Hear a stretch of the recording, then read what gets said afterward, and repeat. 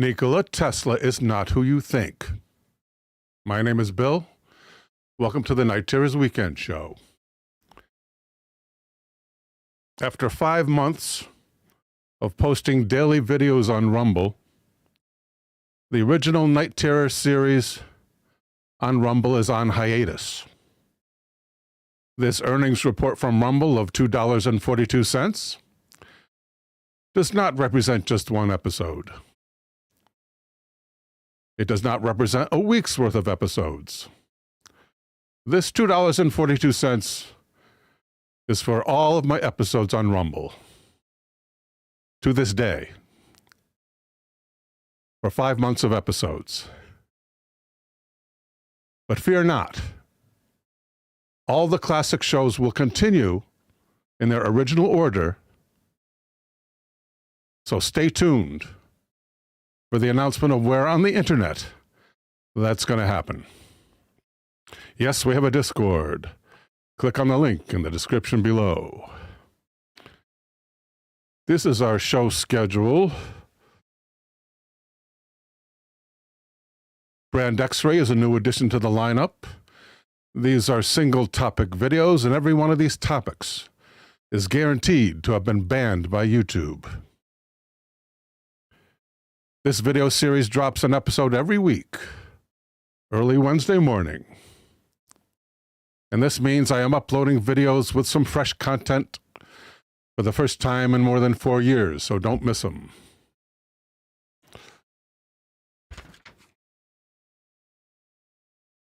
And Wednesday night is movie night, where you see a terrific double feature only on Twitch. Elder, thank you for the super chat.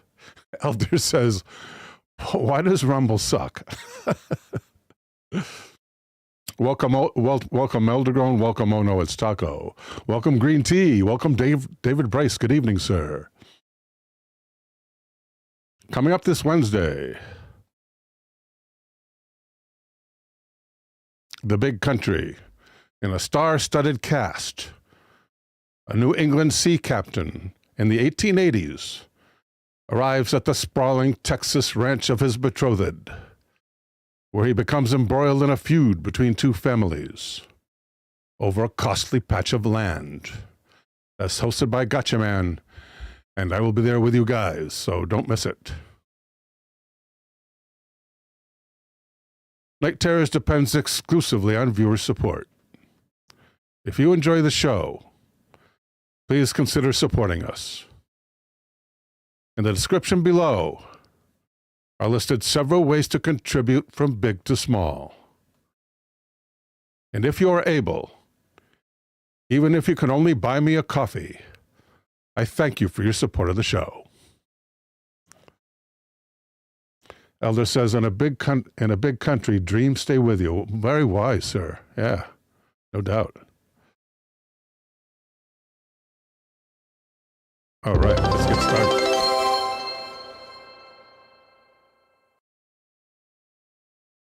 Here at excludedmiddle.bluerosereport.com is an article entitled Nikola Tesla's Earthquake Machine by Gregory Bishop. And Mr. Bishop begins. A few years ago, a friend mentioned that he had noticed a peculiar pattern of the earthquake frequency in Southern California.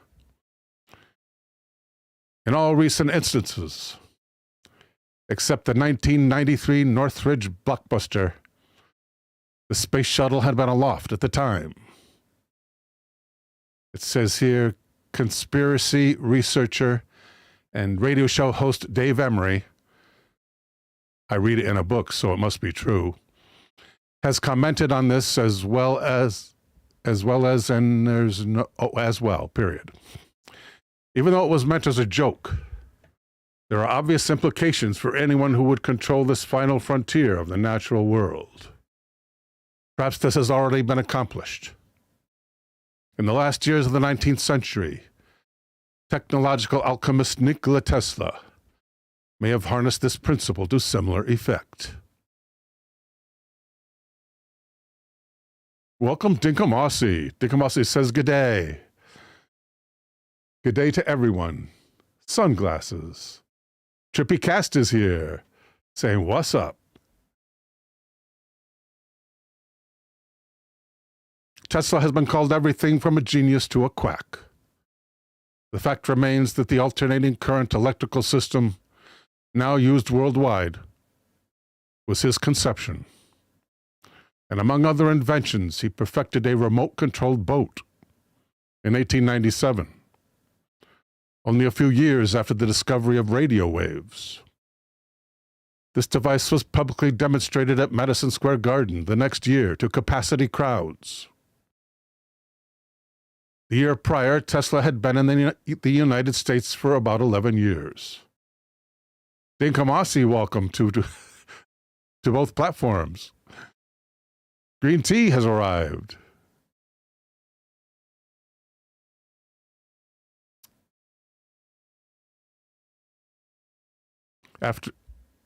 Tesla had been in the United States for 11 years after emigrating from his native Croatia.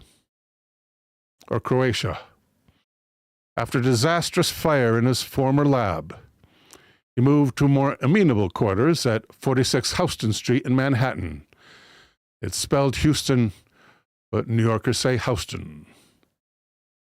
For the past few years, he had pondered the significance of waves and resonance, thinking that along with the AC system, there were other untapped sources of power waiting to be exploited. The oscillators he designed were originally designed to provide a stable source for the frequencies of alternating current, accurate enough to set your watch by. He constructed a simple device consisting of a piston suspended in a cylinder, which bypassed the necessity of a camshaft, driven by a rotating power source, such as a gasoline or steam engine. In this way, he hoped to overcome loss of energy through friction, loss of power through friction produced by the old system. The small device also enabled Tesla to try out his experiments in resonance. Every substance has a resonant frequency, which is demonstrated by the principle of sympathetic vibrations. The most obvious example being the wine glass shattered by an opera singer, or a tape recording on Memorex. If this frequency is matched and amplified, any material may be literally shaken to pieces. A vibrating assembly with an adjustable frequency was finally perfected. And by 1897 that is, Tesla was causing trouble with it in and near the neighborhood around his loft laboratory.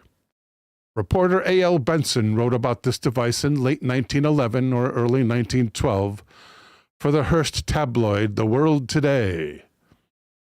After fastening the resonator to a steel bar 2 feet long and 2 inches thick, he set the vibrator to tune in with the steel bar. For a long time, nothing happened. Vibrations of the machine and link did not seem to coincide. But I think he made adjustments, and the great steel began to tremble, increasing its trembling until it dilated and contracted like a beating heart. It says here it finally broke.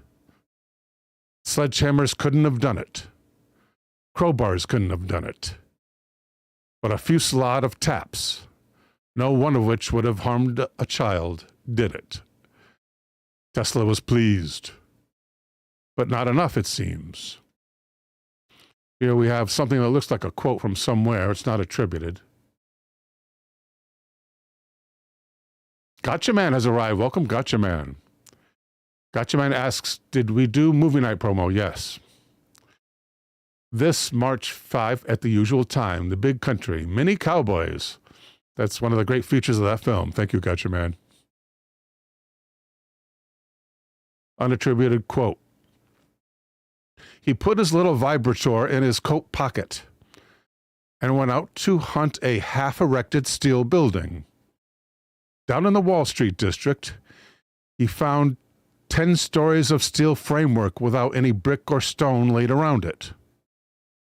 He clamped the vibrator to one of the beams and fussed with the adjustment until he got it. This might be a quote from the newspaper at the time. Tesla said finally the structure began to creak and weave, and the steel workers came to the ground panic-stricken, believing there had been an earthquake. Police were called. Tesla put the vibrator in his pocket and went away. 10 minutes more, and he could have laid the building in the street.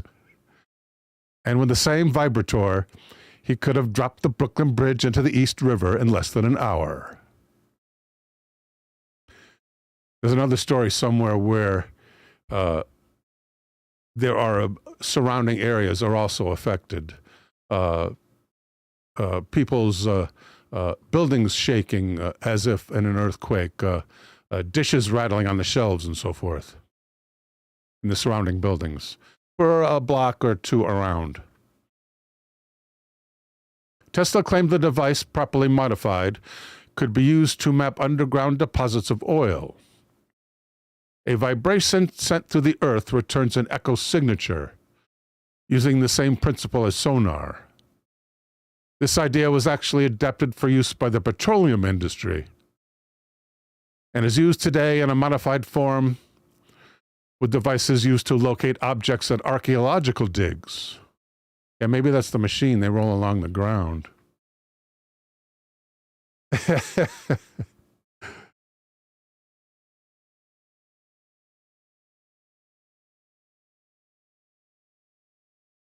Even before he had mentioned the invention to anyone, he was already scaring the local populace around his loft laboratory.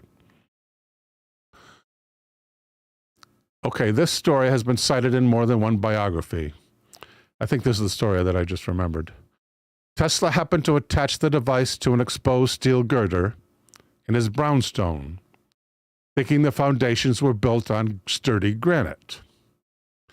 As he discovered later, the substrata in the area consisted of sand, an excellent conductor and propagator of vibration. Welcome, Real Spelunker, and welcome to Frostkitten Games. Frostkitten Games says, missed my Night Terrors family. Thank you, Frostkitten.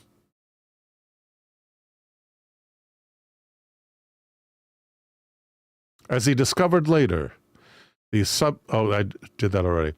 After setting the little machine up, he proceeded to putter about the lab on other projects that needed attention. Meanwhile, for blocks around, chaos reigned as objects fell off shelves. Furniture moved across floors. Windows shattered. Pipes broke. The pandemonium didn't go unnoticed. In the local precinct house, where prisoners panicked and police officers fought to keep coffee and donuts from flying off their desks. Used as they were to the frequent calls about the diabolical noises and flashes from Mr. Tesla's building, they hightailed it over. Racing up the stairs and into the lab, they found the inventor smashing the vibrator to bits with a sledgehammer. Turning to them with a custom old-world aplomb, he apologized calmly. Gentlemen, I am sorry. You are just a trifle too late to witness my experiment. I found it necessary to stop it suddenly in an unusual way. However, if you will come around this evening, I will have another oscillator attached to the platform, and each of you can stand on it.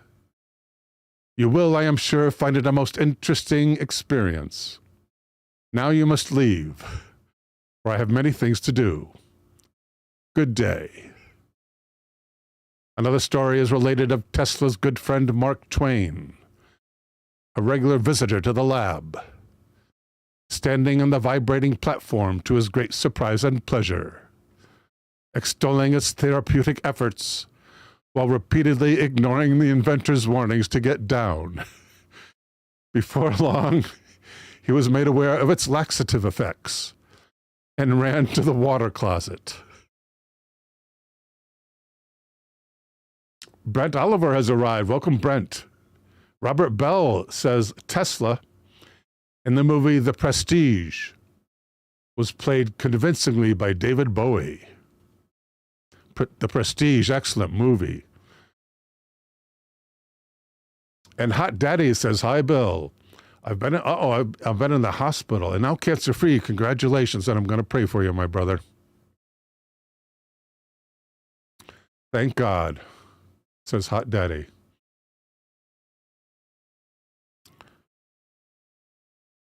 One source has it that the device bonded to the metal on an atomic level. Taco says, laxative effects. OMG, that's a great machine.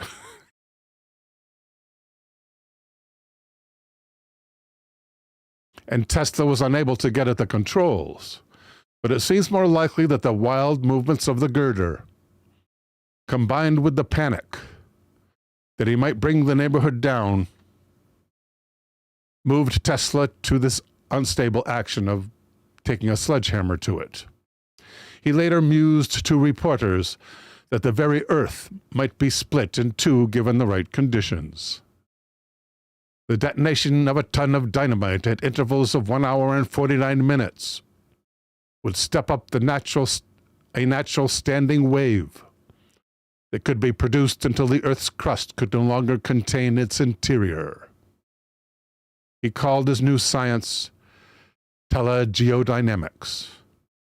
Newspaper artists of the time went nuts with all manner of fanciful illustrations of the theory. Tesla's fertile imagination posited a series of oscillators attached to the Earth at strategic points. Why would you want to do that to the Earth, though? That would be used to transmit vibrations, to be picked up at any point on the globe, and turned into usable power. Since no practical application of this idea could be found at the time that would make money in a short, within the foreseeable future, for big investors, the oscillators fell into disuse. Real Spelunker says, and here I thought I was a crazy neighbor.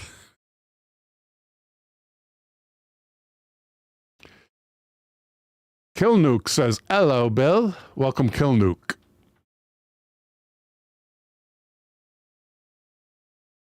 In the 1930s, Tesla revived the idea of telegeodynamics. Is that what it is? Yeah, it is.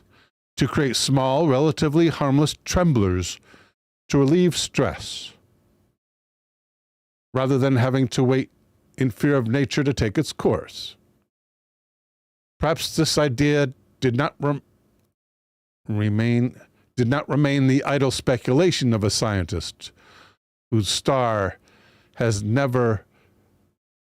ever been on the ascendant since the turn of the century, and we occasionally experience the devious mechanizations of invisible earthquake merchants at the behest of unseen hands who wish to experiment on and control the populace. I need a good pen, which is why this is here. This is my new pen holder. And I need a pen that flows easily because that's the only thing my hand can use these days.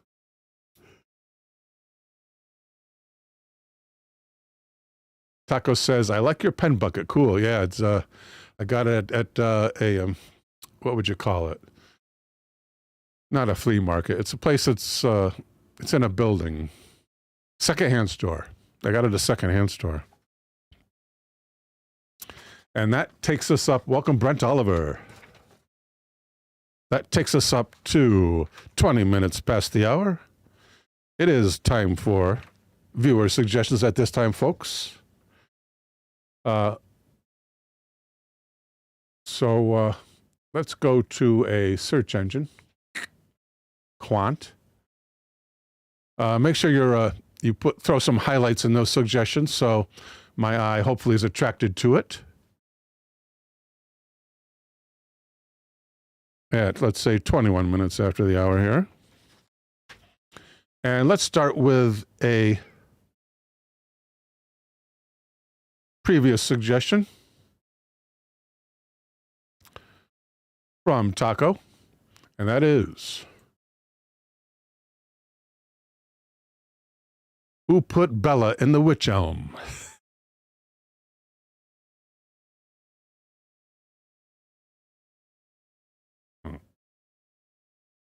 Okay.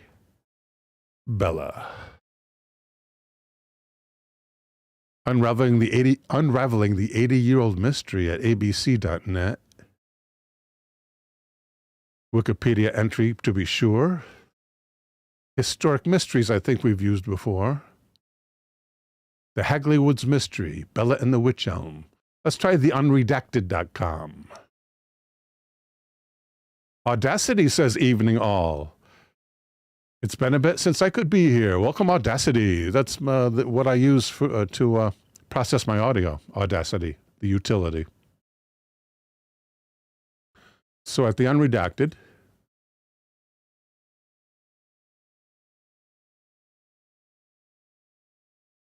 is a story called The Hagley Woods Mystery, Bella and the Wych Elm. Hirambot is here. Welcome, Hirambot.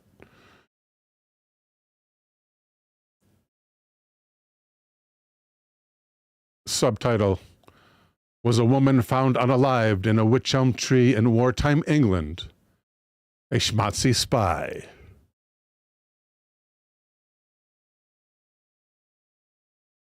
And here's the famous graffiti. Who put Bella in the Wych Elm? Juji says howdy. Howdy, Juji. Eldergrown waves back. Whoa, that's big. I think we can take this down. I learned how to do this recently. Yeah, let's do this. On one Sunday morning. Ooh, Parabella. One Sunday morning in April 1943, during the dark days of World War II, 4 teenage boys made a terrifying discovery that would baffle the police and remain a mystery for over 70 years. The boys were searching for birds' nests at Hagley Woods, a private estate near Birmingham, in England's Midlands. Climbing up an old wych elm tree. What's a wych elm look like? Wych elm tree, huh? Where is that? There it is. Wych elm.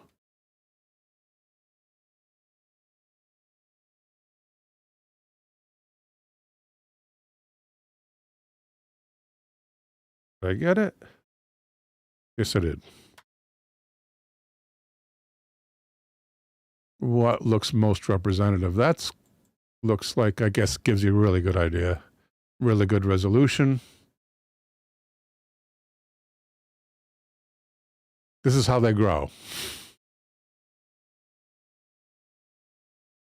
I like the background. Nice contrast there. Looking down the hollowed out trunk. So they look down into a hollowing in the trunk. Oh, I never got to who was there. 15-year-old Bob Farmer saw something truly terrible. Looking down the hollowed out trunk, Farmer noticed a strange object staring back at him from the dark interior. The teen was horrified when he realized it was a human skull. A clump of hair hung off the remaining flesh on the forehead, and 2 crooked teeth gaped out of the mouth. After the boys had a good look at their horrific find, they put it back in the tree and left the woods. 2 boys, it says? The boys were searching. 4 teenage boys. Okay.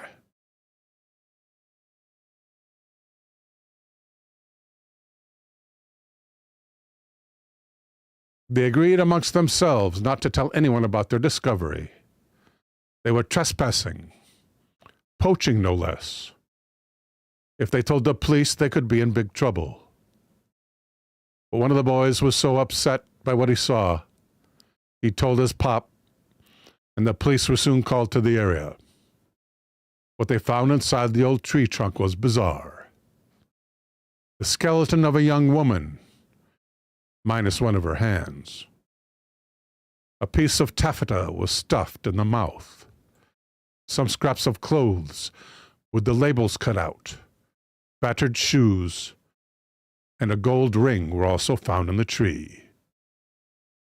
Nearby were the bones of the woman's hand, scattered next to the tree. The police were troubled by the unusual circumstances of the woman's unaliving. Were sinister forces at work in Hagley Wood? Pathologist James Webster was able to determine the victim had died around 18 months previous, was around 35 years of age, with mousy-colored hair. What is mousy-colored? I would imagine brown. Let's ask AI.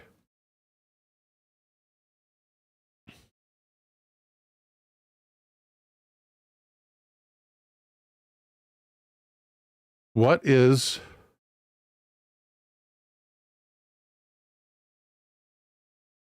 mousy-colored? Typically refers to a dull light brown or ashy brown shade, often with slightly grayish or muted undertone. Commonly used to describe hair color that is neither distinctly blonde nor brunette, but falls somewhere in between. Often seen as a subdued or unremarkable shade. I don't know. Halfway between seems pretty good to me. Would you like a color reference or more specific description? More specific.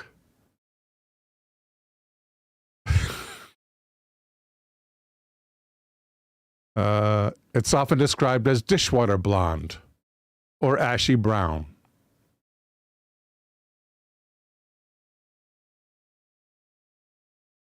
She was 5 feet tall, had given birth in the past, and had irregular teeth.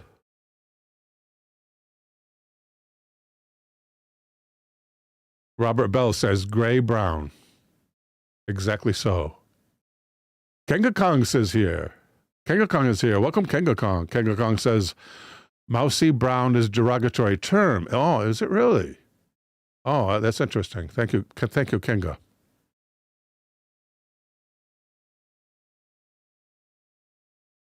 Oh, wow. Check out the elm. So at one point, I guess, it says here, body was found here. I guess it was a stump. Maybe not, though. Maybe after they found the body, they cut it down, and then all these branches grew out. Please sketch of the unaliving scene and the victim with clothing. Excuse me.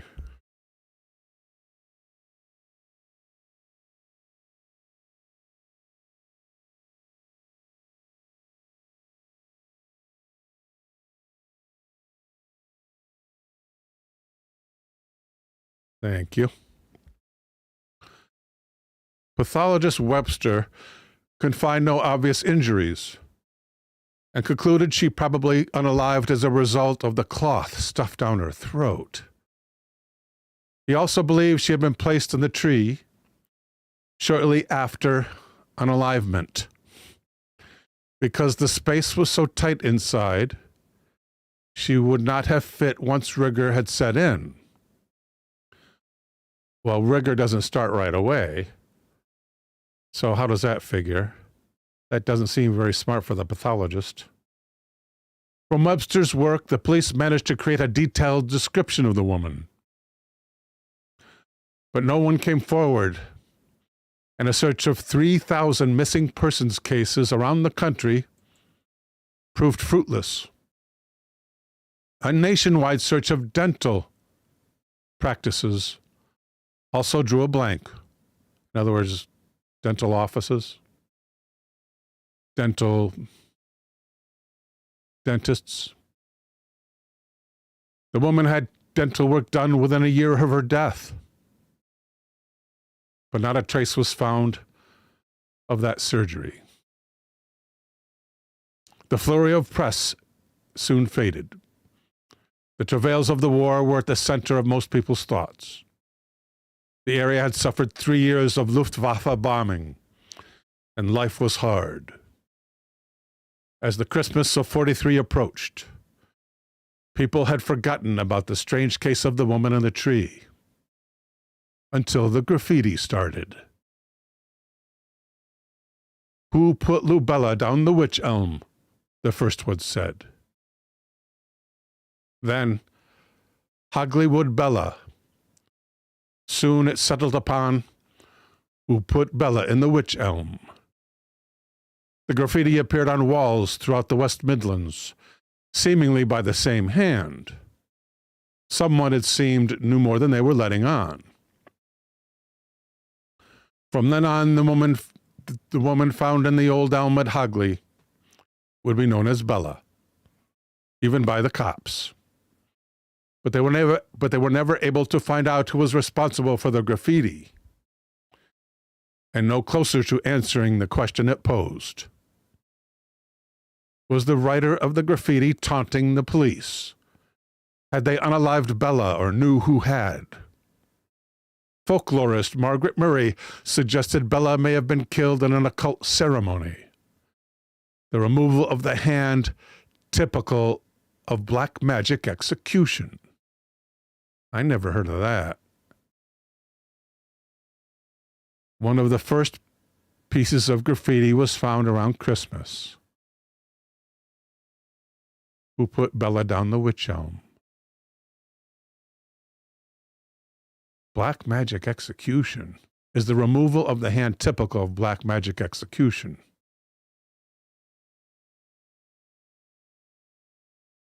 Is the removal of a hand typical of black magic executions?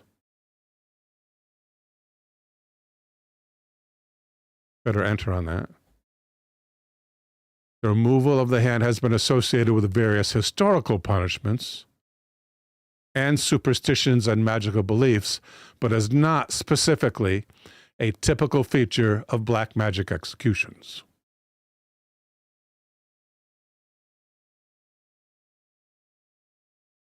Welcome, Jane Phillips. Good to see you, Jane. Joseph Winnie says evening all.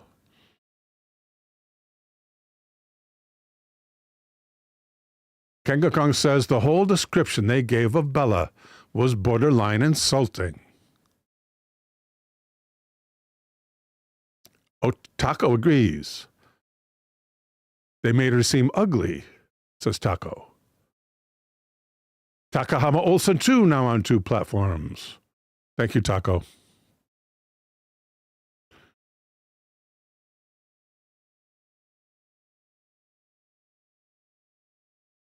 That didn't sound right to me about I never heard of that with the hand and black magic. The theory that Bella had fallen victim to a coven of witches was popular for a while, but with the absence of any genuine leads from the police, the case went cold.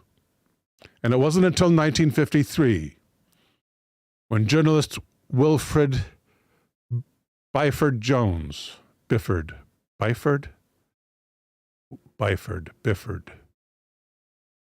Bifford Jones started to write about the old case in the Wolverhampton Express and Star, when interest was revived. Bifford Jones would soon receive the first solid lead in nearly a decade. A letter signed only Anna offered new details of what had happened to Bella. According to the letter, Bella had been unalived because of her involvement with a schmatzy spy ring operating in the Midlands in the early 40s. The caption here, equipment seized from a schmatzy spy ring in England in 41. The spy theory seemed more rooted in reality than talk of witchcraft. Hundreds of German spies were captured in Britain during the war, and the Midlands would have been a valuable source of intelligence because of its prevalence of munitions factories. I don't think I would have used the word prevalence because it harbored so many munitions factories. Is there an author supplied for this? There's none at the top.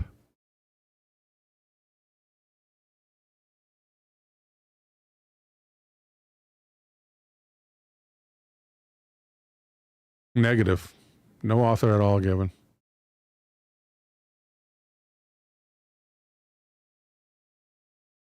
Was Bella in the Wych Elm part of a schmatzy spy ring?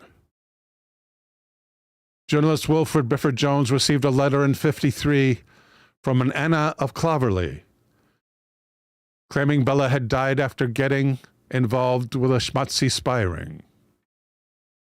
Quote, "Finish your articles regarding the Wych Elm crime by all means. They are interesting to your readers, but will never solve the mystery. The one person who could give the answer is now beyond the jurisdiction of earthly courts. The affair is closed and involves no witches, black magic, or moonlight rites." End quote. Bifford Jones was naturally intrigued. Whoever wrote those words clearly had first-hand knowledge of what had happened. After subsequent correspondence, Anna revealed herself to be Una Mossop and told the full story. Jonathan A. asks, question, is Twitch a better place for live chat than YouTube?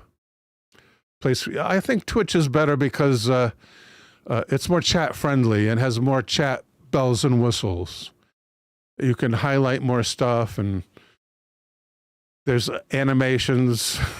I think Twitch is better, chat-wise. Jonathan, we actually have a suggestion from Jonathan A. We'll bring that up next. We have a raid. Welcome, raiders. Who's raiding? Does anybody know who's raiding? Welcome, raiders. Kangagong. Oh, it's Gorecast Unplugged. Thank you, Gorecast Unplugged. You are the best. Eldergrown gifting subs. Thank you, Elder. You are the man. Eldergrown gifting 5 subs. Wow. Thank you, Elder. Thank you, Gorecast Unplugged. Gorecast says, my pleasure. You are the best, sir.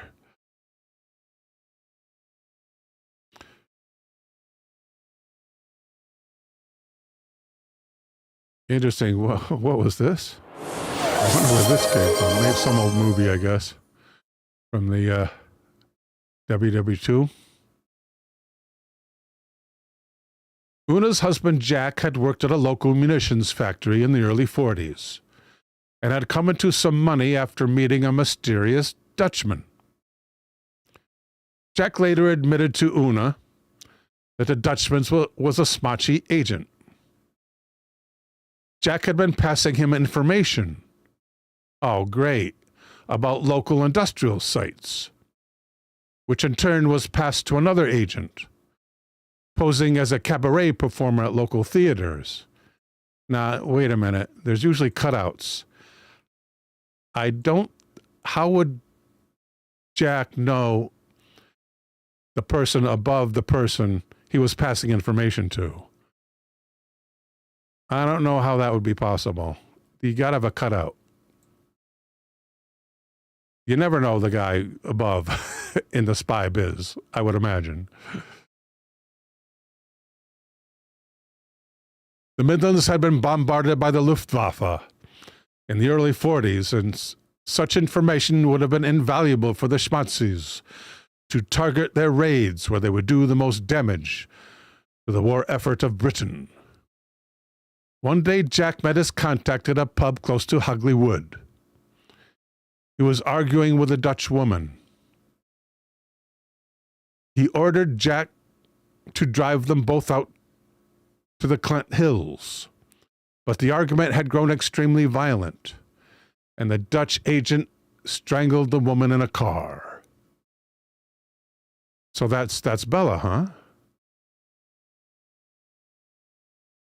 Gotcha Man says, the lady with the shadow sticker was from the Ministry of Fear, Fritz Lang movie. Fritz Lang, genius German director. Ministry of Fear, the name of that movie. Thank you, Gotcha Man. You are the man.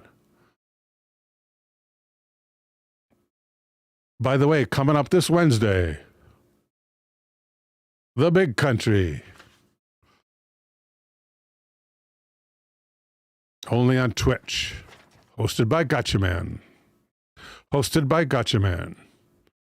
And in the Big Country, and the Big Country is an impressive big-budget spectacular with action, thrills, and energetic drama. Outstanding performances from Gregory Peck as the obstinate sea captain marooned in the early American West and compelled to take sides, and Charlton Heston standing out as the hot-headed cowboy. Not to mention Burl Ives, who won an Academy Award as the burly family patriarch. And also appearances of Chuck Connors and Roddy McDowell. So join us this coming Wednesday, 9 p.m. Eastern, for that movie on Twitch.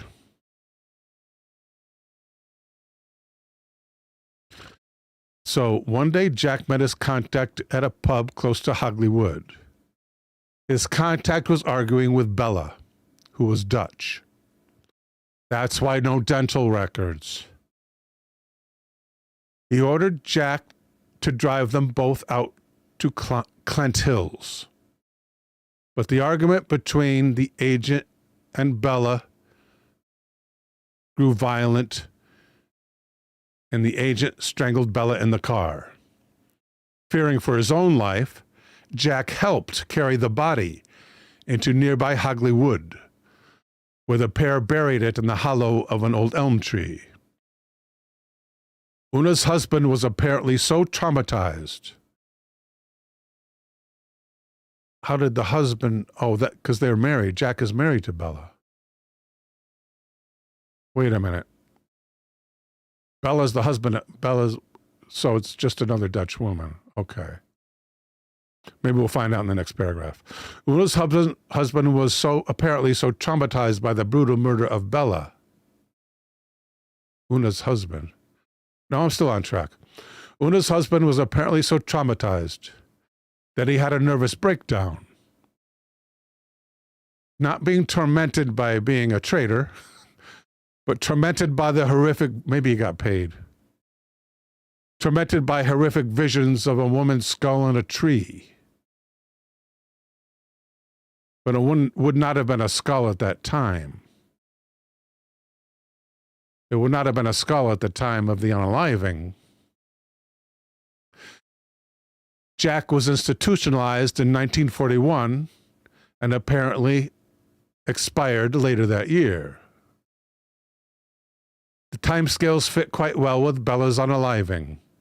The pathologist had estimated it was about 18 months prior to the body's discovery, which would have placed it in the middle of 1941. This writer, I don't know, they don't know the details too well. But the pictures are nice. The Midlands was a major target says the caption, for the Schmatzi Luftwaffe during the war. The information Una gave journalist Bifford Jones was convincing enough that the police and MI5 got involved. So it's MI5 and MI6. MI5 is like the FBI and MI6 is like the CIA, I think. It's either that or the other way around. So I think FBI, British FBI, I think. According to the journalist, they verified some details of Una's account, but were unable to find any of the remaining perpetrators, especially since the Dutch trader, the Dutch agent, was never identified by name, I guess, because the journalists didn't print it, evidently. With the involvement of intelligence services, maybe MI5 is the CIA. I gotta know.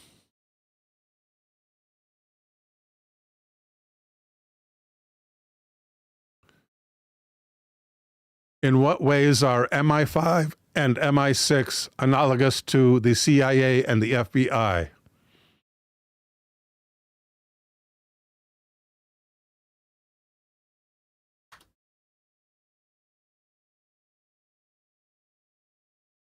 Oh, so it is FBI. Okay. Which is in domestic intelligence and security, whereas MI6 is foreign intelligence. Okay. So I did have that right. That's my little mnemonic is, it's the opposite.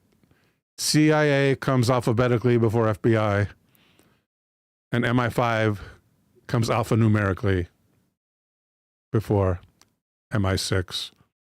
So if you switch them around, MI5 is CIA, and MI6 is FBI.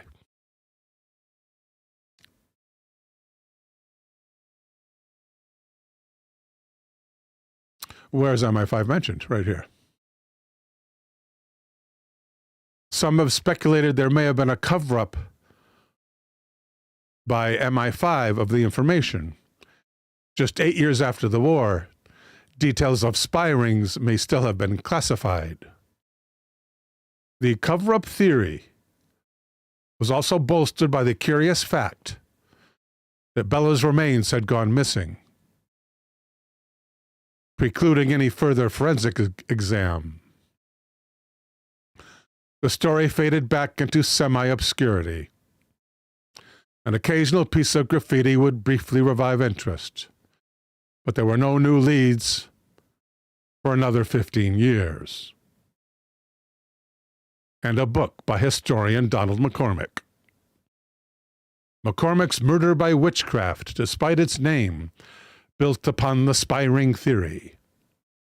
McCormick had obtained Abwehr files, the records of German military intelligence.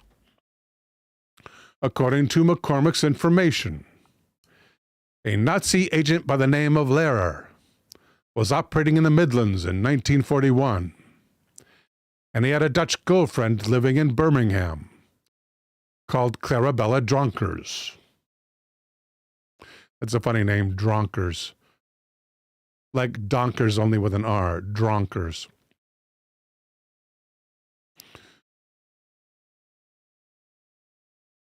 Was there a spy ring operating in the area? Is the caption. Was Bella the wife of the Dutch spy? The wedding ring found with her body lends credence to this idea. And if Bella was a foreigner, it would explain why no trace of her could be found in England. It's possible that some kind of love triangle had developed amongst the agents, or that Bella had grown loose-lipped and risked revealing their existence to British authorities. While the exact nature of the operation and how this tangle of names and relationships fit together remained unclear. The notion that Bella was involved in some way with a spy ring seems quite convincing. Further tidbits support this idea. There were several reports in 40 and 41 of the Home Guard having been alerted to possible agents parachuting into the area around Clet Hill and Hugley Wood. Would they have parachuted agents in? They're just across the channel, right? Can't they? It'd be better to bring them in by boat.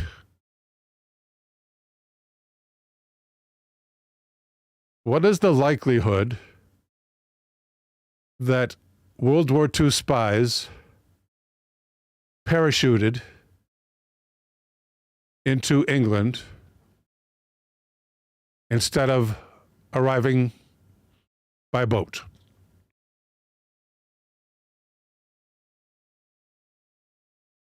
Very low. Parachuting was risky and rarely used.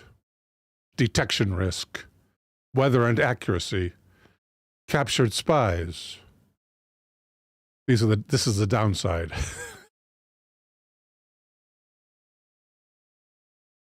Arrival by boat or submarine was more common. Conclusion.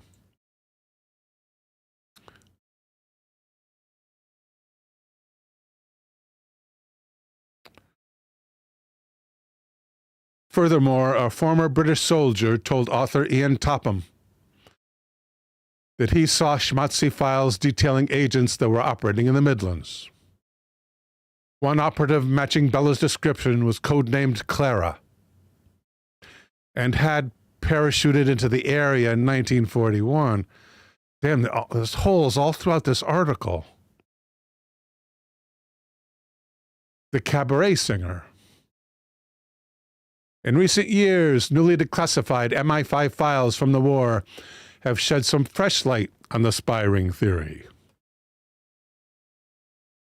One file details the arrest and interrogation of a Czech-born Gestapo agent named Josef Jakobs. Jakobs, who had the dubious distinction of being the last man to have been executed at the Tower of London, was captured after parachuting into Cambridgeshire in 1941. Let's see if this is true.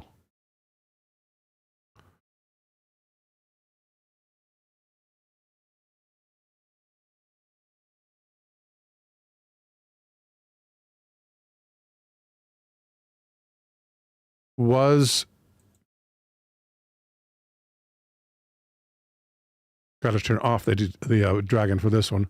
Was Josef Jakobs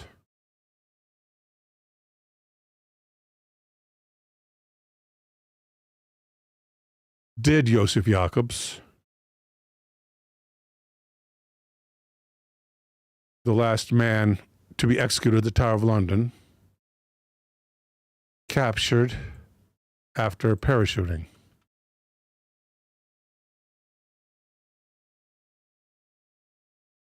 Yes, Josef Jakobs was captured after parachuting into Cambridgeshire in 1941. He was a German spy and became the last person to be executed at the Tower of London. He badly broke his ankle during the landing. He was found the next morning. Badly broke his ankle. Badly. Lying in a field and unable to move.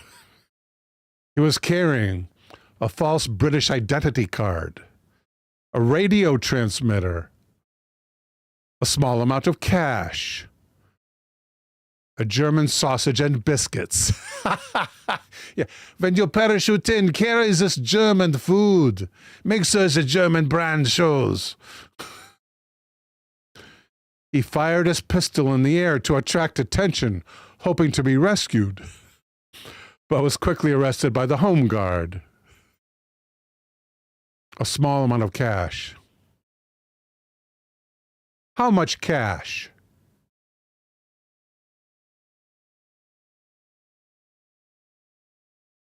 A small amount.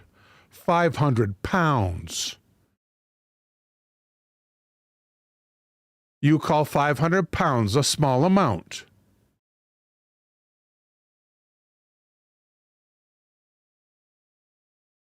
You're absolutely right to question that. 500 pounds in 1941 was actually a substantial amount, worth roughly 35,000 pounds in today's money. Wow. Yeah. Buy a flat while you're there.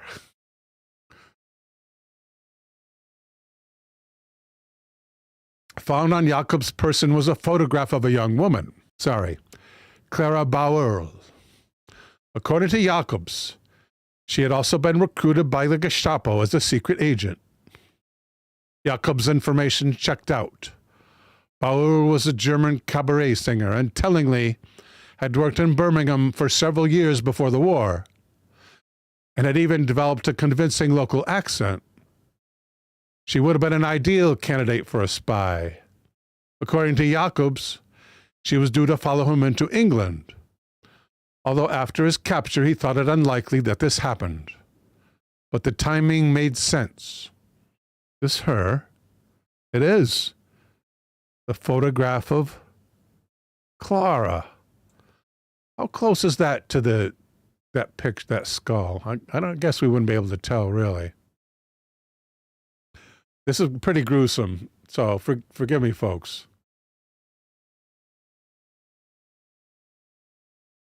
But must I do Twitch? Asks Joseph Winnie. No, you don't have to do Twitch, Joseph. It's just, it helps with support of the show. Twitch pays more than YouTube does. So, stalwart supporters of the show use Twitch. Thank you, stalwart supporters. Taco says, these days you can't buy much with 35 pounds. 35,000 pounds. There was another comment here I wanted to read, but I lost it. Sorry, guys. Coming up, the suggestion by Jonathan A. A previous suggestion.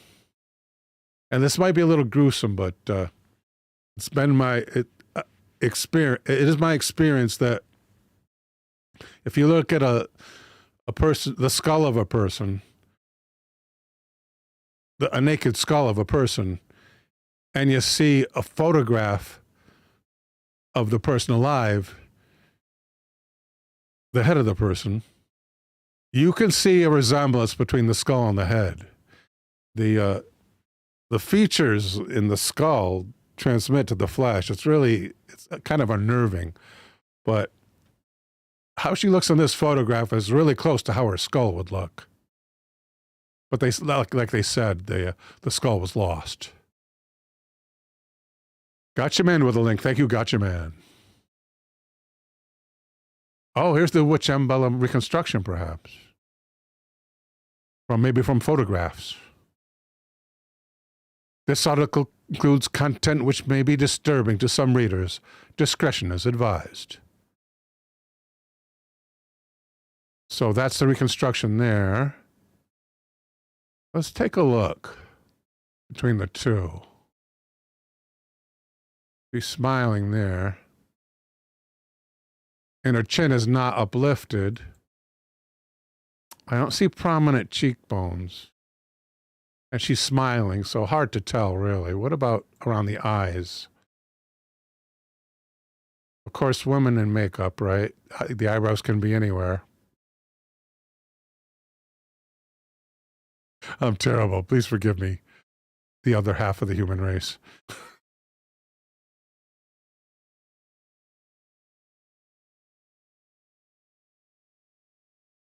Doesn't look close to me, says Takahama Olsen too. Taco says you can transpose the skull with the face. That's what happened with the Buck Ruxton case. Thank you, Taco. Whoops. Excuse me.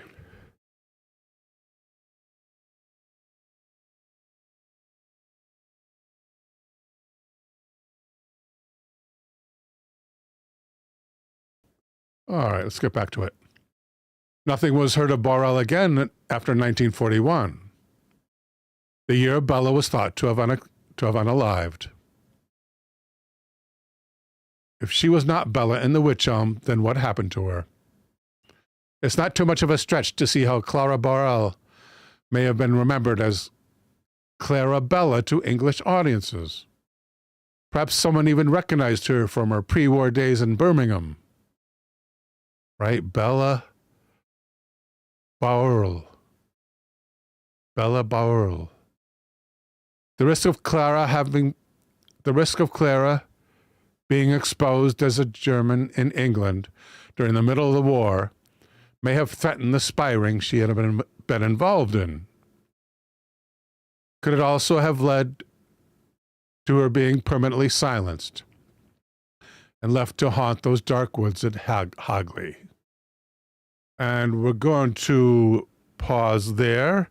It's 0 minutes past the hour now. We're going to do something a little bit unusual now. There's a new video series of mine, Brand Xray, and here it is. Drops every Wednesday morning, weekly. And what is it? It's the over 300 episodes that YouTube banned. YouTube forced me to take these episodes off of YouTube. So banned from YouTube. And I reworked them. I reworked them. I am reworking them. And every episode is followed by a little vignette, a little video, much similar to the way I used to do with the original series. And I'm going to do something a little bit unusual at this time in that we're going to take a look at the videos from the first episode of the new Brand X. Because I need a break. It's cold in here. I have no shoes on. I have socks, but no shoes. I have to get shoes because I'm shivering, and I may soon start to shiver uncontrollably if I don't put on my shoes. So I have to do that. So let me go find those videos. These are the special videos I've made to put on the end of each segment of my new series, Brand X. And those should be, where are they going to be? I'll have to bring all this back up again, of course. Let me do that now. But where is it? It's right here. And no, it's not there. I was right the first time. Let's reduce this. There it is, Brand Xray. Go to the first show. There it is. The first show was Talking with the Dear Departed. So I guess we're going to get videos here with the theme of... I wonder how I can play all of these. Anyway, can I play all of these? Play, I can. Okay, let's do this. I tested audio before. Hopefully this works. Elder says the edits are pretty good. Thank you, Elder. Brent Oliver says, I listened to you for years, Bill. I really appreciate that, Brent. Thank you so much. Specifically the marathons on Halloween. Yeah, that's where I got the idea, Brent. Everyone seemed to like the marathons, and I think one of the important reasons was because in between each episode, there's that little vignette, that little short video. So let's pause these. Let's pause these. Let's play these in a row here while I am forced to take a short break. You guys probably won't get to see all of them. Maybe two. But you'll get to see at least one. Let me put it that way. I guess we'll start with Dr. 58 here. Play.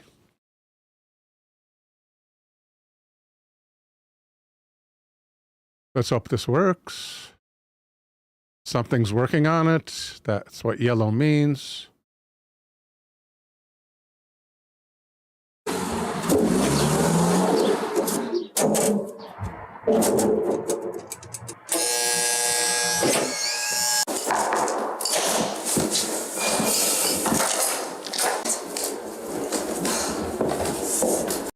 I don't hear any audio on it.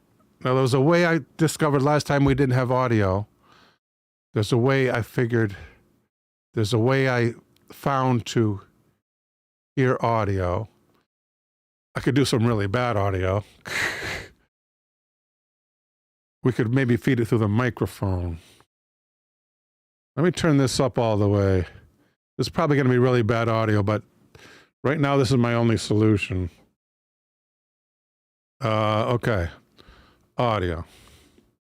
And I'm going to have to rotate this. Let's do that too. Try again.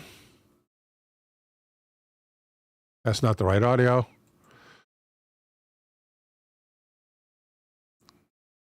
Try again, play.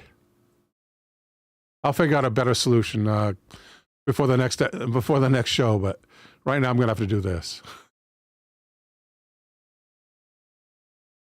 Play.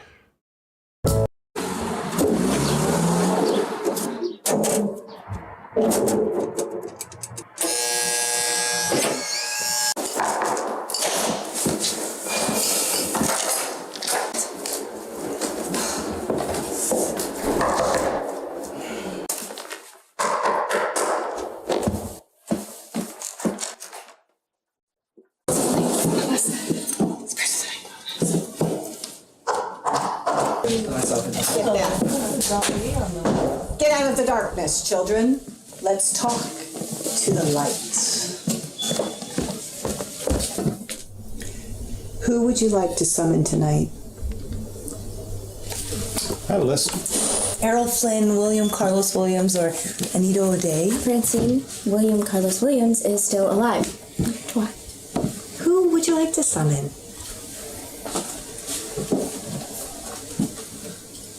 The singing nun. Why don't we just make a call and see who picks up?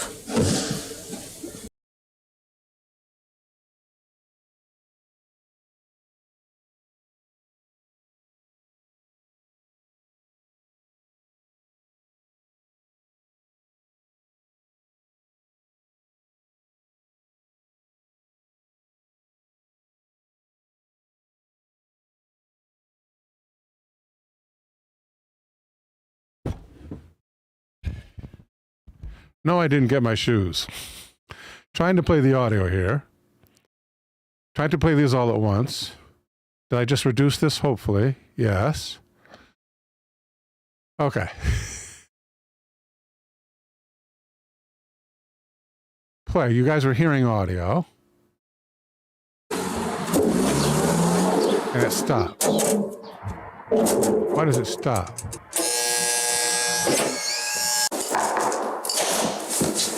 Random. No loop. There's no loop. Why is it doing this? I heard audio the first time, now no video. I know, right?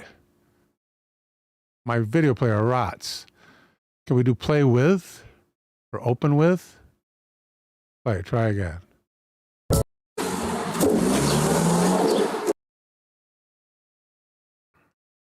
Try again. Play. Today I got some really cool stuff for you that we captured at the cemetery that's playing right there behind us. We had a ghost box app on her phone and it was recording some stuff. Is there anyone here? Speak now. Speak now. Might have been just a tree limb falling, but it made one hell of a crack. What'd that say? Is there anyone here? Speak now. Speak now. Might have been just a tree limb falling, but it made one hell of a crack. What'd that say?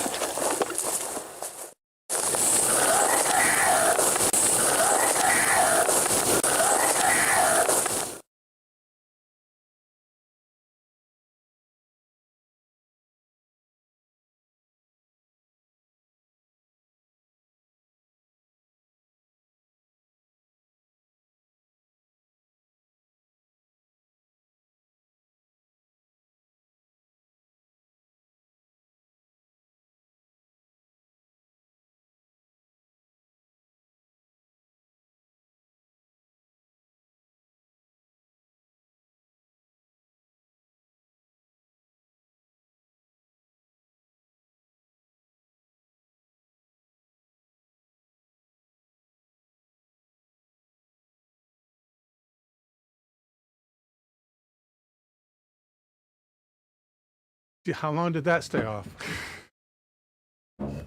As I'm losing viewers by droves here.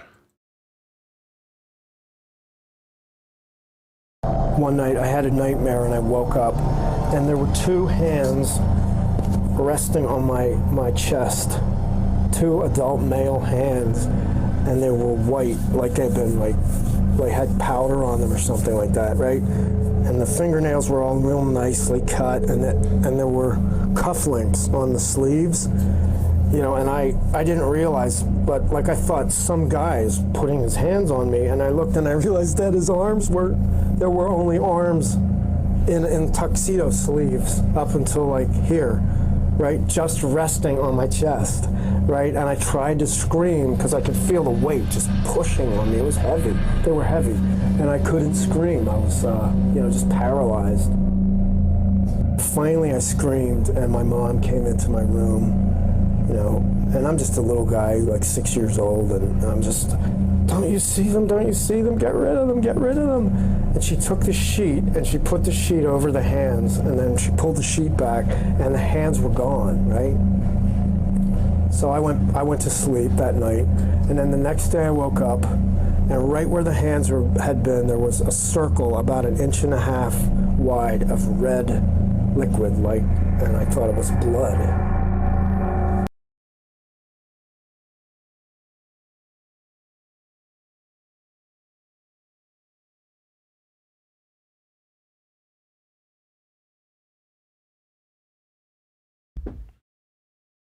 I can't find my shoes. This is not going to be good. Well, I'll say a prayer.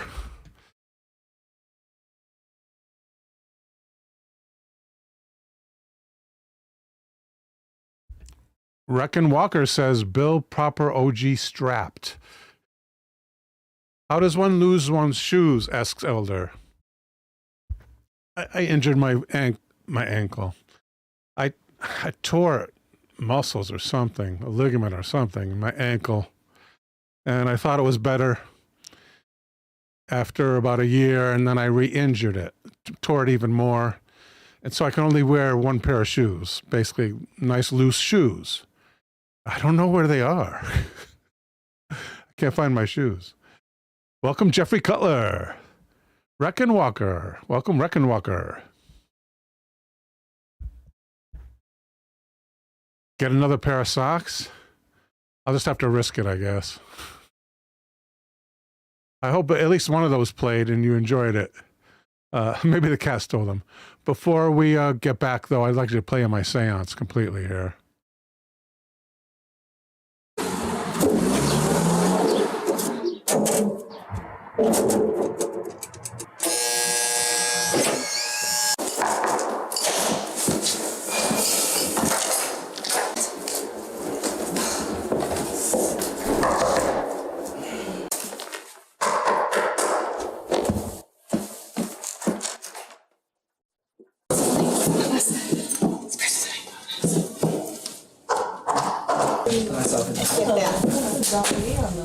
Get out of the darkness, children.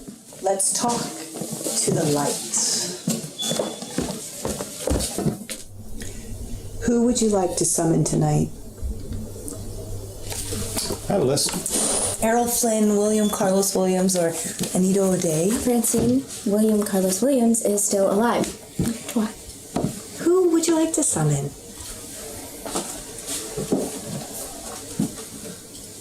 The singing nun. Why don't we just make a call and see who picks up?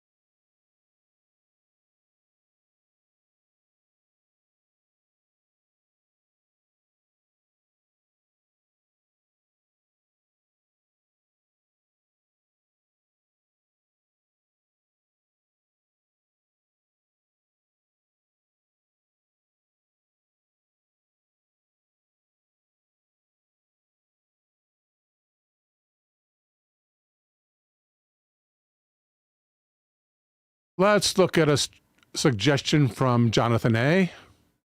The Lizard People. Here at AmericanGhostWalks.com is an article entitled Who Are the Lizard People of Los Angeles? By Mike Huberty and Scott Marcus.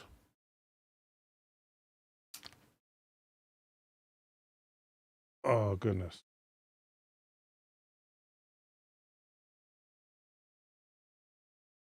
And the authors begin. The Fort Moore Pioneer Memorial is the largest concrete military memorial in America, featuring a huge obelisk in the wall. Although Fort Moore saw little action, it may have seen some 5,000 years ago.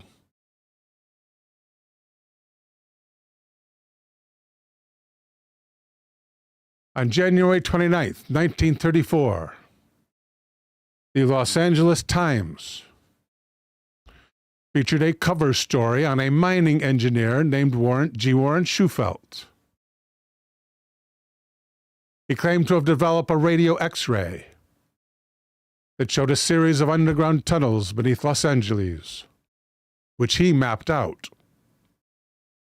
He also believed there was gold there. Legends of the Spanish gold buried treasure somewhere under Fort Moore Hill dates back to the 19th century, the 1800s, that is. However, things got weirder. As the Los Angeles Times headline suggested, the headline read, Lizard People's Catacomb City Hunted. Shufelt claimed that once he had mapped the tunnels, he was taken to a Hopi Indian named Little Chief Greenleaf, who told him about the Lizard People. Greenleaf said they had built 3 underground cities along the West Coast, 5,000 years past, after a great fire had engulfed the American Southwest.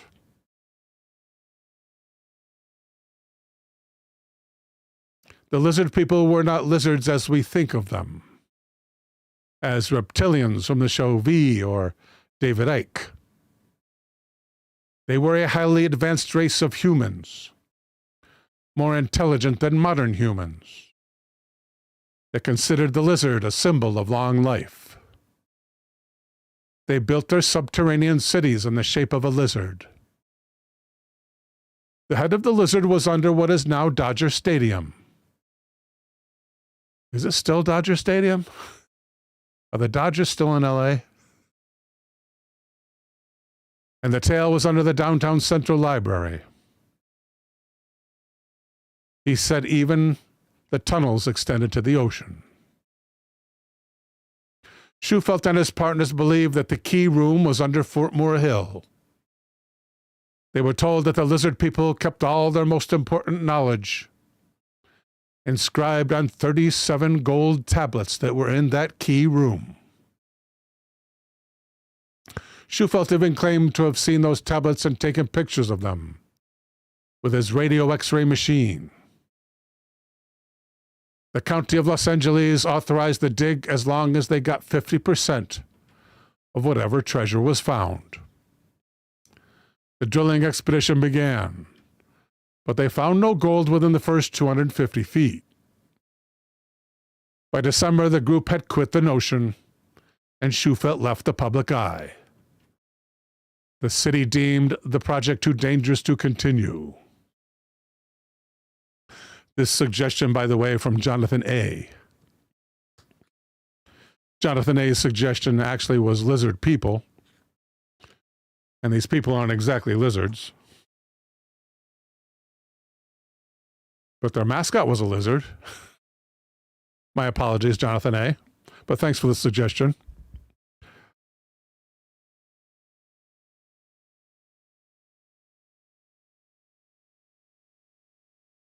Elder going with the link.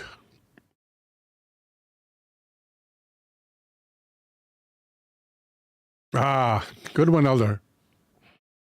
This, of course, being from the Saturday morning live action series Land of the Lost.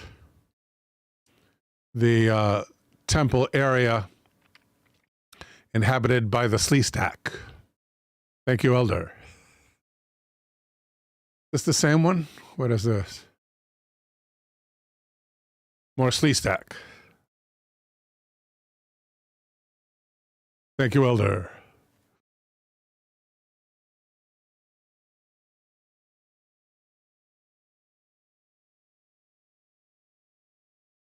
The irony is that Schufeldt's machine worked. There are tunnels that come from natural gas, naturally created. At the time, it was a surprising discovery that there were all of these tunnels beneath LA, including huge chambers that seemed like rooms, at least the way he was reading his device. Jonathan says, "I am the Lizard King," a quote from Jim Morrison.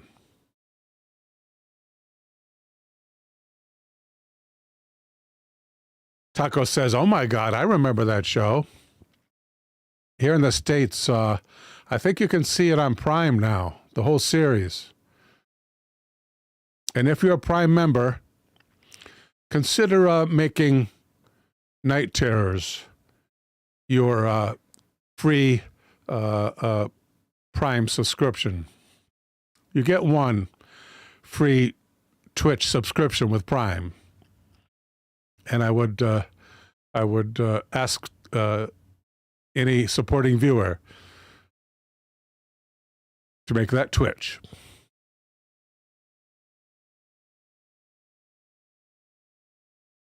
So who knows, continues the authors. They did dig into the hill twice. Once for the creation of the Broadway Tunnel, and once again for the building of the 108 freeway. But no gold was found. Perhaps they just haven't dug deep enough yet. The existence of these tunnels raises questions about what other secrets lie beneath the city of Los Angeles, and whether there really is an ancient advanced civilization buried beneath it, as the Hopi believe. Okay, let's go to a new topic, shall we? At 25 past the hour.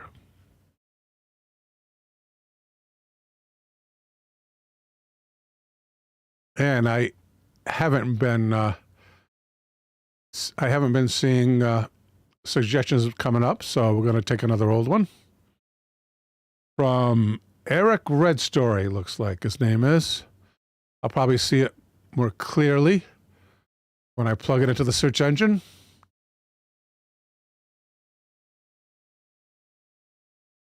From Eric Red Story, the Man from Taured. Thank you, RYU 1972, and good evening, Ryu. The Man from Taured, requested last week by Eric Red Story.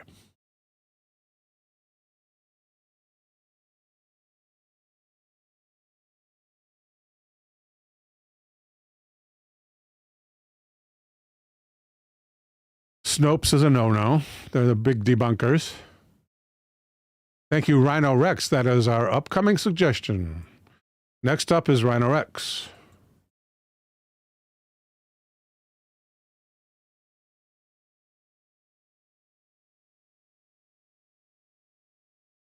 All that's interesting.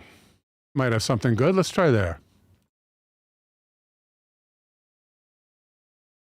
Taured. In a story by Austin Harvey at allthat'sinteresting.com. Thank you, Gotcha Man.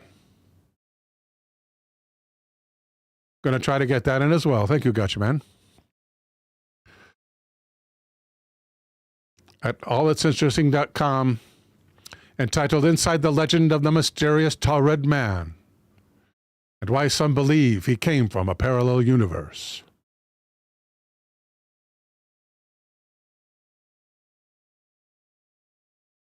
And Austin Harvey begins.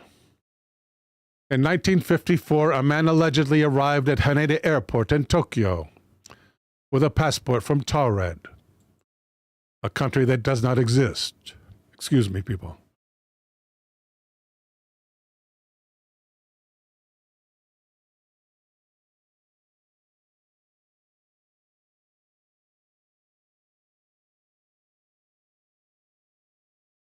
For all intents and purposes, he was perfectly unremarkable.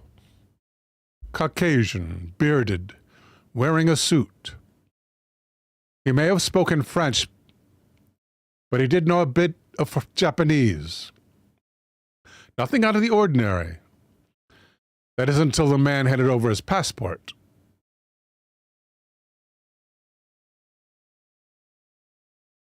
The passport was seemingly legitimate, but with one oddity. It was issued in the country of Taured. As far as the immigration officers at Haneda Airport were aware, Taured was not a country that existed anywhere on Earth. When they confronted the man about the falsehood, however, he grew frustrated. He insisted to them that Taured did exist, and had for nearly a millennium. Believing this strange man may have been a criminal, Japanese officers put him up at a nearby hotel for the night, while they conducted a more thorough investigation. 2 guards were stationed outside the man's room to make sure he did not escape. And yet when morning came and officers went to speak with the man, they were shocked to find he had vanished without a trace.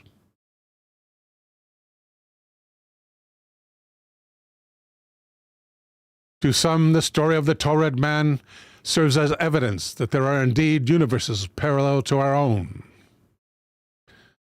as the man himself may have accidentally slipped into our dimension, one where Taured never existed.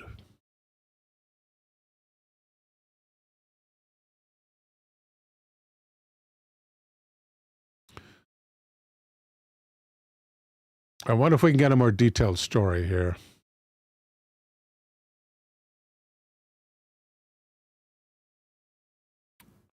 How about historic mysteries? How about Believing the Bizarre? I like the title of that webpage, .com, where there is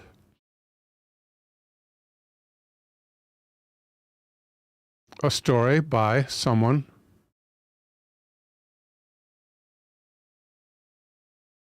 who is not credited. Is he? Check the bottom. Story number 3.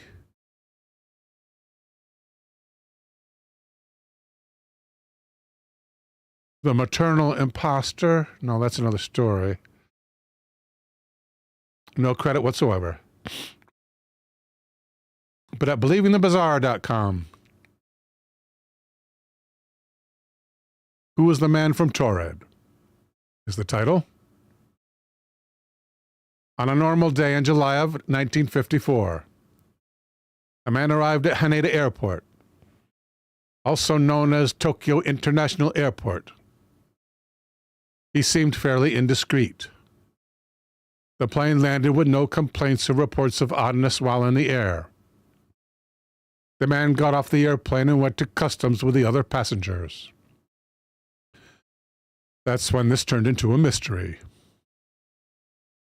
When the man started reporting to the customs officer, he claimed he was from a small country in Europe. The country was called Taured. He said it was his 3rd time visiting Japan from that country. He said the primary language of Taured was French. Everyone at the passport check was extremely confused. Maybe everyone at customs, because no one had ever heard of this country. But this man was holding a genuine passport issued by it. It looked real to their standards, but no one could place the country. They gave him a globe to show him where Taured was, to show them where Taured was. He pointed to a country, and there was a country there called Andorra. Andorra is a small country on the border of Spain and France in the mountains. The man from Taured was more confused than the airport officials at this point, because his country was labeled Andorra on the map. There were other oddities about the man. He carried with him different types of money from European countries. He said he worked for a company, but the company was not from Taured. It was actually a Japanese company. He said he was staying at a local hotel, but when they contacted the hotel, they said he had no reservations. Security took the man into custody and put him up in a hotel. They left him there while they investigated. They put 2 patrolmen outside his door. I heard he was on the floor 12 or floor 11 in this hotel. But the next morning, the man from Taured was gone.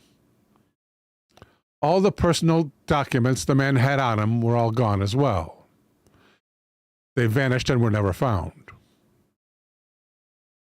A search was launched, but he was never heard from again.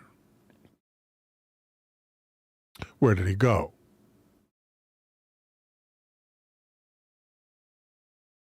Similar stories. That's about the full story of the guy from Taured. It's in this book. I was called the, is it here? I was supposed to bring it here so I could show it easily. No, it's not here.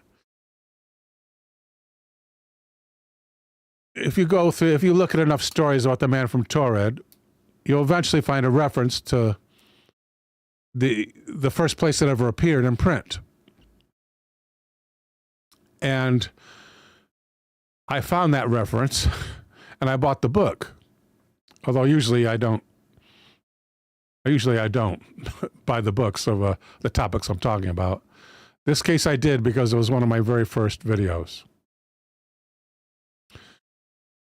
And it said that the book was on, it said that the story about the man from Taured was on page, let's say, 295. I went to page 295 and the story wasn't there. And then just last night, this occurred to me while I was reading from my Kindle. I noticed the Kindle pages didn't match with the pages in the physical book. This was a different book I was reading. And then I thought, wait a minute. What if that book that I bought, in which I've never been able to find the story about the man from Taured, has the wrong page because it was a reprint of another book, of the same book. Because it was a reprint which had a different pagination. So now the next time I look for the very first occurrence of this story, I'll be able to find it. In fact, I'm half tempted because I'm close to it. It's just over on the other side of just outside the studio here is where the book is. I don't think I could find the page today. How would I find the page anyway? Even if it was a different book. Look up the different editions and determine the number of pages. Then figure 295 is what fraction of the pages of the book I'm reading. And then apply that percentage to the pagination of an earlier book. Elder says, have you ever read the whole book? No. That's me hanging my head in shame. No, not me at any expression of your question, because your question's a good question, Elder. But I'm so ashamed. I have not read the entire book.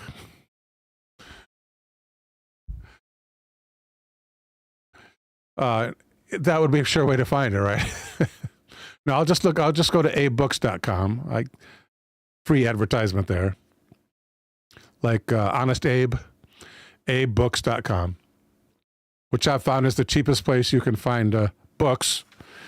And also I found that they give the number of pages. So I'll find all the editions that were ever issued, and I'll figure out the pagination, and I'll finally be able to read for the first time in 10 years, this being the 10th year anniversary of Night Terrors on YouTube.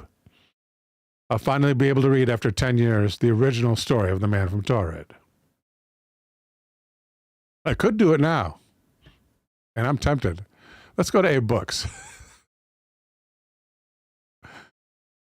Let's go here. We'll use this elder's picture to go to Abe Books with. Abe Books. I think it's called the Encyclopedia. The Encyclopedia of Possibilities.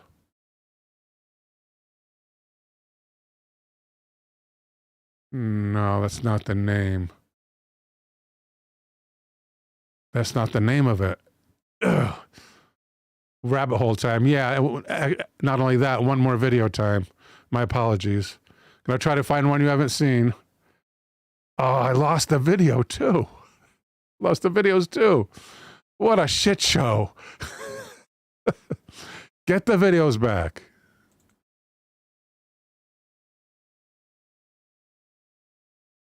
Okay, this is going to be from second episode, so I don't repeat a video. This is from the Darkest Urban Legends.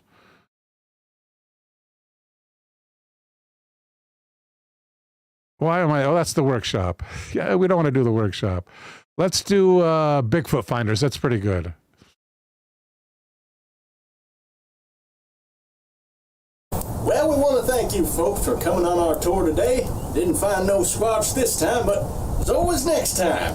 So, what'd you think, hun? It's crap. We should have gone to Bigfoot America. They always catch Bigfoot. And don't forget to stop at the Bigfoot Burger Barn and pick up one of our tasty Yeti. Two all-American brothers with one all-American business. This business has been in our family since 1892. It's been passed down from his pappy to his pappy's pappy to his pappy's pappy pappy. So, what do you guys like doing stuff? Their family business has fallen on hard times. Can't believe we're going to get bought out by that big Sasquatch hunting company. We're in a pickle now, Paul. What are we going to do?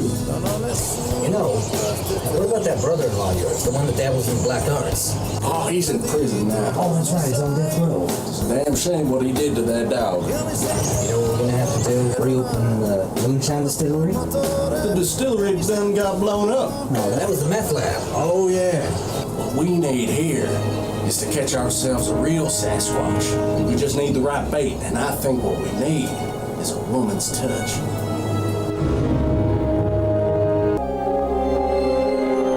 Someone there?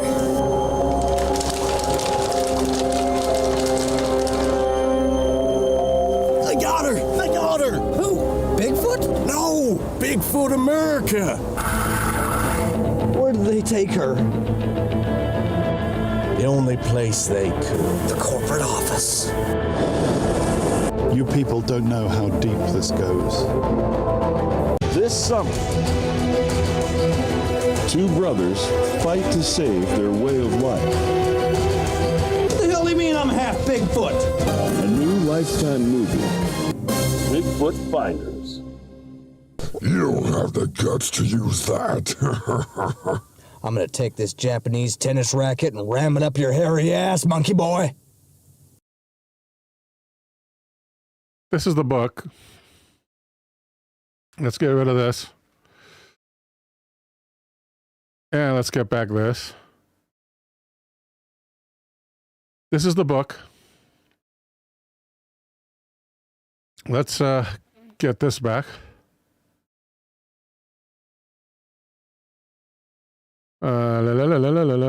Yes. It's not the Encyclopedia of Possibilities. It's the Directory of Possibilities. Let's try that one. The Directory of Possibilities. Now, did I ever mark the page? Page 179 it's supposed to be. And it's not there. I've looked a million times. A million times. 10 years of looking. So let's see. How many versions? This is my version. Right? The pink one. Here's another version. And how do they do give the number of pages, don't they? Images, hardcover, good. Oh, the hardcover, right? That would be the one. It must have number of pages. How can they not have number of pages? Used hardcover, good, quantity, one available. Can we go to the book itself? About this item. Why is the number of pages not listed? Bibliographic details. But not complete bibliographic details. Good book by Colin Wilson. Great author, says TO2. Thank you, Taco. Where can I find out the pagination? Where can I find out the number of pages? Published by. Goodreads. Does it say it? Geez, I'm crippers. Where am I going to find this out?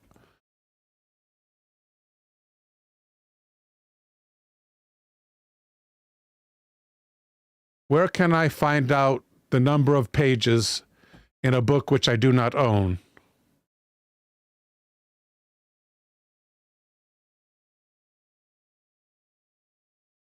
Online bookstores. Yeah, right. Library catalogs. That looks promising. Wikipedia book databases. Goodreads. Library catalogs. WorldCat.org. Find items. Reject. Items. Libraries lists. Find items. I don't find a book. Can I just enter the code? The code is the ISBN, right? There's ISBN 13, huh? ISBN 10. Oh gosh. Let's try the ISBN 10 first.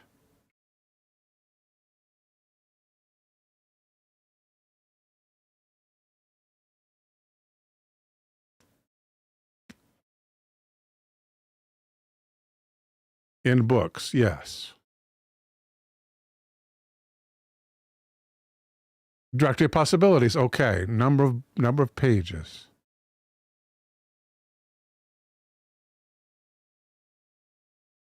Show more information.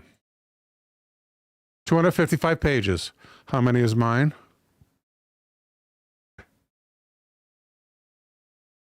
$255 pages. Uh-oh. This does not bode well for my finding it. I even dog-eared the page. And where's the page? It says page 179. I also dog-eared it, but somebody dog-eared that page. Probably not me. I'm not the original owner. 179. Oh, no, 179 is a picture. So it can't be 179. Is it the dog-eared page?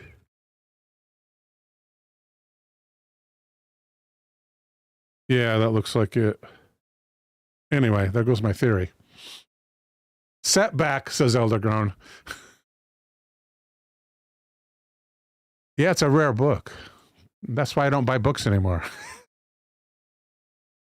It's $24 at A Books.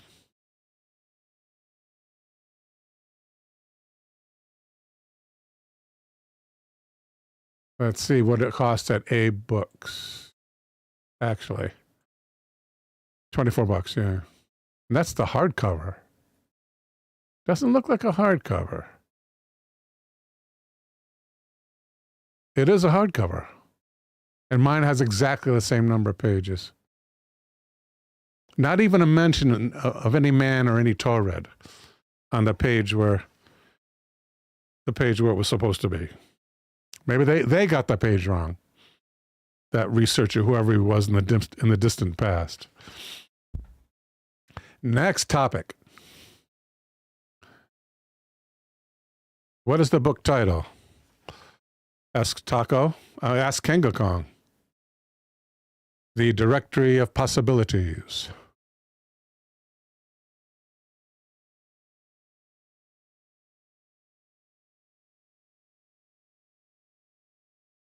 Okay, next topic is that's going to be from, again, one we brought over from last week.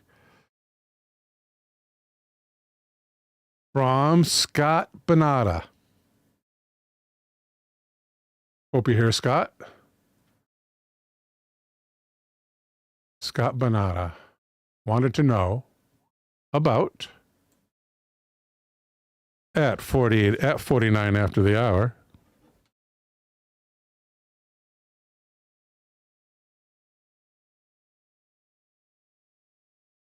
Doppelgangers.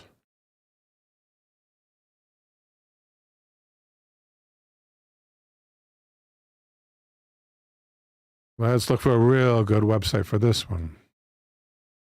50 strangers meet their real-life doppelgangers. That might be interesting. Comes from the German language. Literally means double walker. Double walker.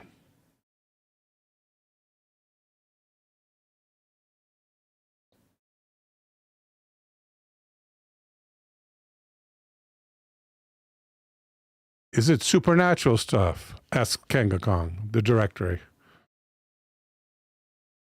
More than 500 spectacular and supernatural phenomena that are actually possible.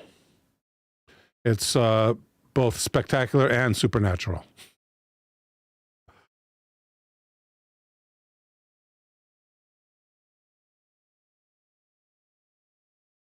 Why doppelgangers are real. Display more results, please. Published in 1981, Elder reminds us. Thank you, Elder. Tracing the development of the doppelganger. The double walker. Origins and meanings. The legend explained. This looks interesting at grunge.com.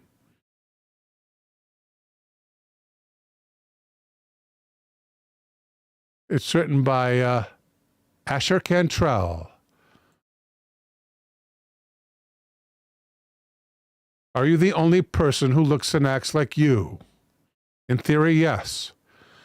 But humans have a long-standing fascination with the idea of another version of the self. And the author begins. Evil Spock aside, legends of duplicated people go pretty far. What if instead of a mirror universe, our exact copies could be found somewhere in the world today? What if there's someone out there who looks like you, talks like you? Ooh. Jungle Book. I know it's true. Copyright. An ape like me can learn to be human too. I hope I don't get copyrighted on that. I'll have to cut it out of the show. Synchro with the mic. Thank you, Michael. And Michael knows. The idea we could be replaced by a copy is a frightening one.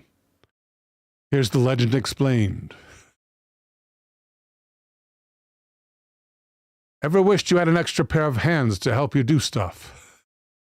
Then the Germanic folklore of the doppelganger, technically doppelganger, but the umlaut can be dropped in English, is just what you need. A separate you that can sit in your classes and go to work while you sleep, Multiplicity, Michael Keaton. Suddenly you have a lot more time, at least until you and your doppelganger start to argue over who has to do what. And you inevitably add a second doppelganger, Multiplicity, to share the load, and before you know it, there are like 200 of you. Except for in Multiplicity, it's like Xerox copies. They get worse as the copies go farther. That's the dream anyway. The actual myth is a lot more sinister. You see, a doppelganger isn't under your control and will not help you do chores. In fact, as pop culture has made clear over the years, your duplicate is out for one thing: to do as much evil as possible while making you look responsible for it, or to unalive you. Put simply, a doppelganger is a duplicate of you, of unknown origin, that does terrible things. Or someone else in the world who looks like you as a doppelganger. Often your doppelganger is seen by other people, but not by you personally. For example, say you get a phone call from your mother saying you were just on television robbing a bank, but you were really in the bathtub the whole time. That's your doppelganger.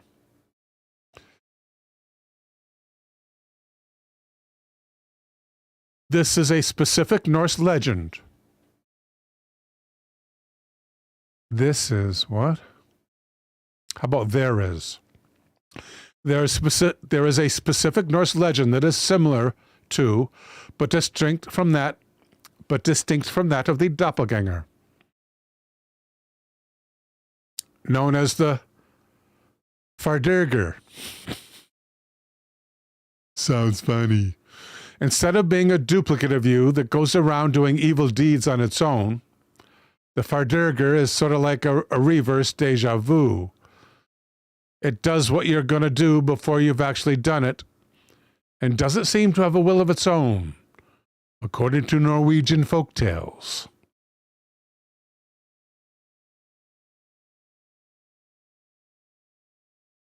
While doppelgangers can have a physical form, they can also be spotted in dreams or visions.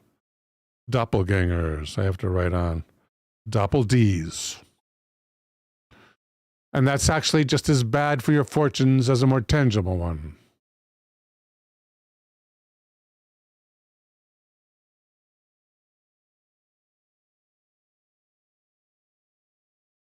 Dreams are how 19th century writer and poet Percy Shelley, husband of Frankenstein creator Mary Shelley, reportedly saw his own doppelganger on multiple occasions.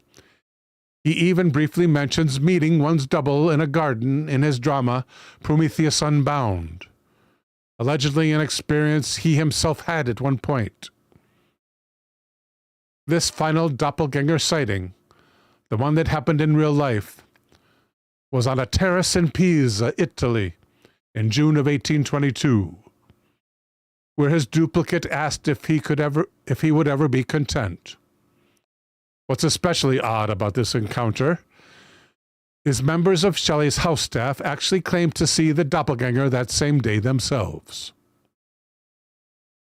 A few days later, Shelley set out on a sailing voyage, but never returned.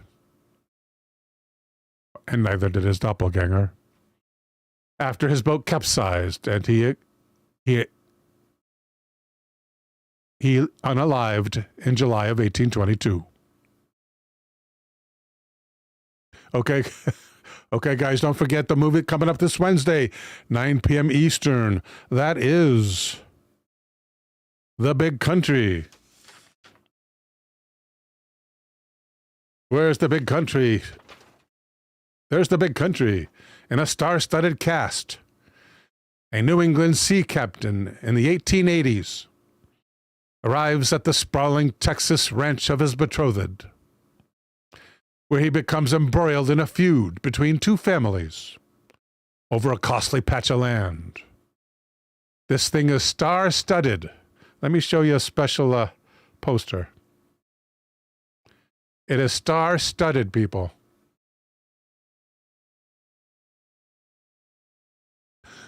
So don't miss the big show. Coming up this Wednesday and hosted by Gotcha Man. Only on Twitch. May God bless and protect you all.